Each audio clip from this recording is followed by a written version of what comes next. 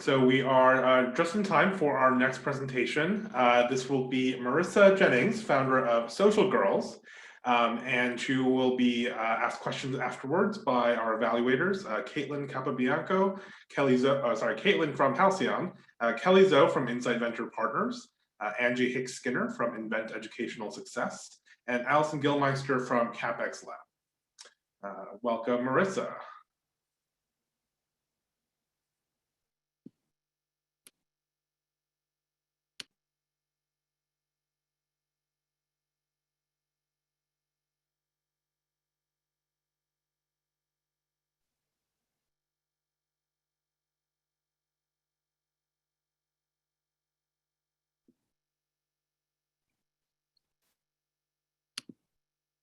Thank you for having me here today.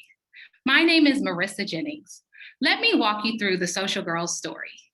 I graduated from Bennett College, one of the 2 historically Black colleges for women. Enter SOCIALgrlz 1.0, my senior college project. I realized there were several magazines and not one was designed for Black girls. I created SOCIALgrlz to address this problem. As internet usage grew, magazines industry dwindled. I decided that a mobile app dedicated to Black girls ages 16 to 18 could scale better than any magazine.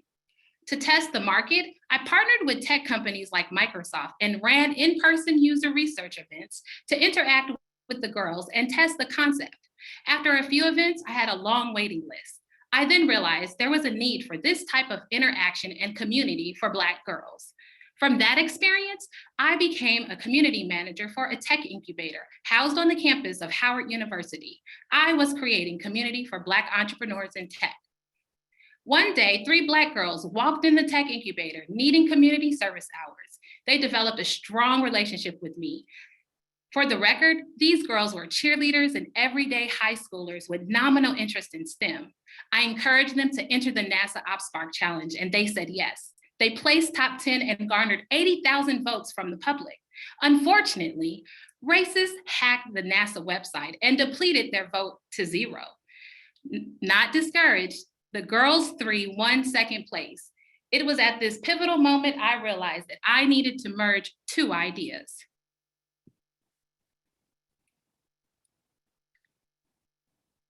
As a community leader in the tech startup space, I realized that there wasn't a lot of African Americans in this industry.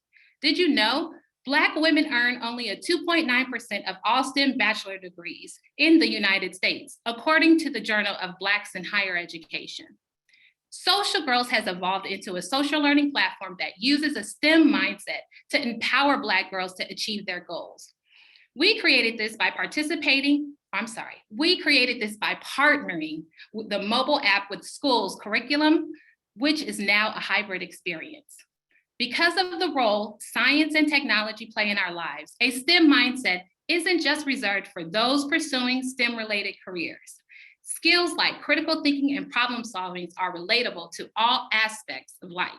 Thus, SOCIALgrlz will emphasize a STEM-inspired mindset that empowers girls to overcome barriers and impede them from taking on STEM opportunities, which are especially important for Black girls ages 16 to 18 in this country. Our value proposition is clear. SOCIALgrlz fulfills the needs of Black girls by igniting the STEM mindset, building confidence and making them feel seen and heard while creating community. SOCIALgrlz is the only app in the market made specifically to uplift teenage Black girls. The hybrid experience is where my 2 ideas merged. Based on the historical data and my research, marrying the 2 just made sense for efficacy and would allow us to scale. The SOCIALgrlz target audience and customers are divided into 2 segments: schools and teenage Black girls. Schools approve budgets for a faculty member to become certified SOCIALgrlz advisor and better adapt to understanding the Black girl. Meet Dr. Rhodes, a school advisor who has completed the SOCIALgrlz advisor training and is using SOCIALgrlz to guide an after-school extracurricular group with customized activity plan that reinforce the themes and content of the app. Our school subscription model allows Dr. Rhodes to extend access for up to 40 girls to the SOCIALgrlz app, its content and community.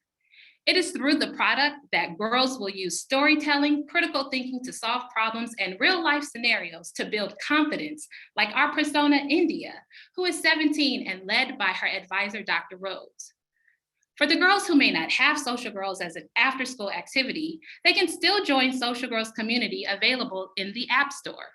Meet Amari. She is one of the few Black girls in her school and only Black girl in her STEM class. Amari feels isolated and she downloaded Social Girls with the urging of her mother to find community. India and Amari are now interacting with one another in a fun, affirming, and culturally relevant STEM-based environment created for Black girls.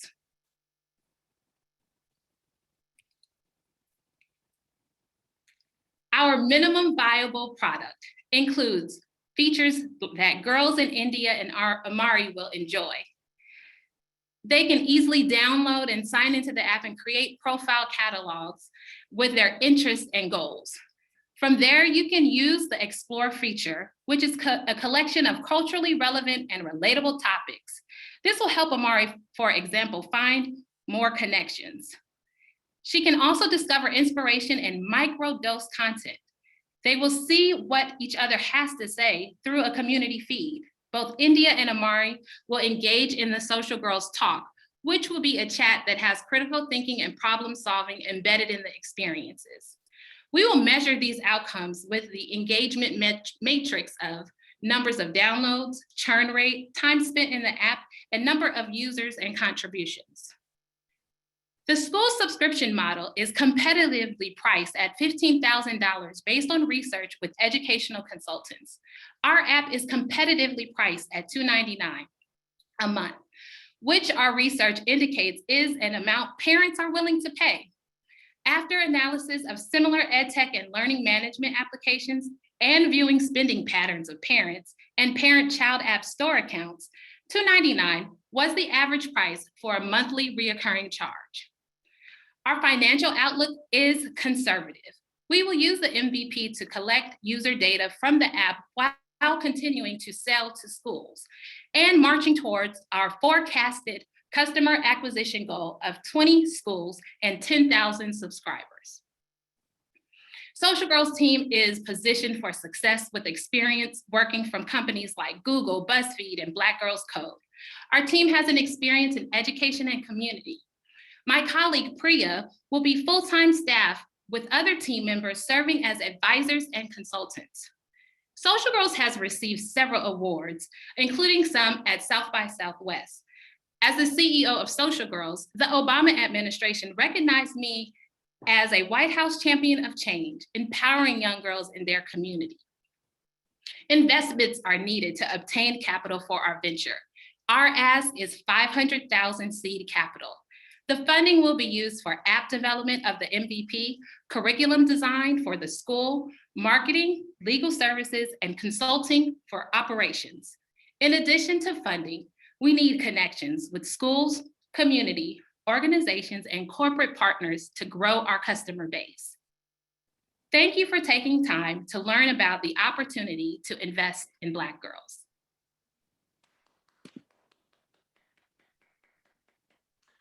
Thank you, Marissa. Now we will be joined by our evaluators, Caitlin and Kelly, Angie, and Allison. So just one moment while they hop on. All right, we have Allison, we have Angie,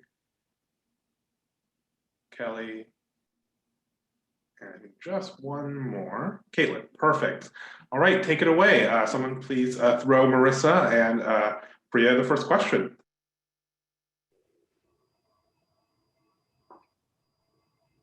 Sure, I can kick us off. Well, firstly, thank you so much for presenting. It was a really great presentation, and I think very excited by what you're building and a super important problem as a STEM major. I definitely agree, would love to see more women in STEM, and Black women in particular. I guess one question I have is, as you think about, I think you put a lot of thought into kind of how you want to go to market with the different revenue models and the different kind of going through schools, going through kind of direct subscriptions. obviously it's a pretty broad market. How do you think about, like, you mentioned you want to get connections, like figuring out the target market, where to start, kind of how we're going to approach that, and like think about, rolling it out and going live? Yeah. Okay, so I was just wondering who's asking the question. Okay, yeah, so thank you. I think this is a great question. So this is where we're looking at organizations that serve similar target markets, like a Black Girls Code or Girl Wonder. They provide complementary services, and so we'd want to be able to do resource sharing with them, where if they're trying to add value, we also would be able to supplement our product with that and add value. And another organization that we might want to target are parent groups in PTAs and schools. And so looking at that duality, it's making sure that we're looking at them as some sort of a stakeholder in the parents, and making sure that we're reaching them with this product as well. And that would help grow our base. So that's one tactic.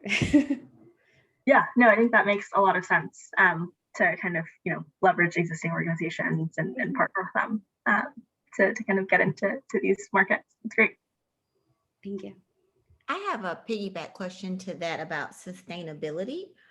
So you mentioned in your presentation, or as I read through everything, that you're going to train teachers to be the sponsor, say it's at an after-school program or something, and the school is going to get a certain amount of licenses. So how does the school kind of reuse the licenses, or do you every year, do they pay the fee and then they get new licenses? As children move on in the continuum, and say they graduate from middle school and go to high school, or high school to college, what's the sustainability of that? Like, how does that continue? Sure. So with the license, we're right now we have a model of one license per 40 girls. So that gives you a breadth to be able to recruit girls as they're matriculating through the process. And just like you mentioned, the girls that participate in it, our intention is for them to continue to use the app, the virtual piece, as a companion. But the in-person piece is really meant to help the advisor create that in-person space that's complementary, where you might have feeder girls coming from middle school experiencing the same problems and looking for that same space.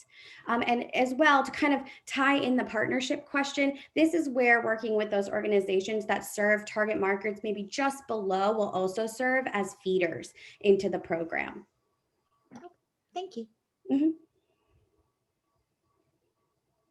Yes, I had a kind of a little bit of a piggyback question as well. And first I wanted to say thank you. I really was excited about getting to read your business plan and the work that you're doing. I think it's so important, like taking this empowerment model to like personal and professional development, and kind of like breaking through the traditional top-down model of education. So really excited for all of that. So when you were just kind of talking about kind of how I see it as like the life cycle of the user, specifically from the schools model, what do you see? So the $15,000 is for those 40 license. Just to clarify, is that per year to the school? And then if that is per year, what do you see the life cycle of kind of those 40 girls that have that initial subscription, when they then maybe move just to the app piece, they don't need the in-person piece anymore? Would they then be paying out of pocket to continue to use the app? Would it be like folded into the school like re-ups for another year, that they wouldn't have to be paying out of pocket? Like, what do you see that life cycle looking like? Yeah, so we are looking at this in terms of a 2-year life cycle.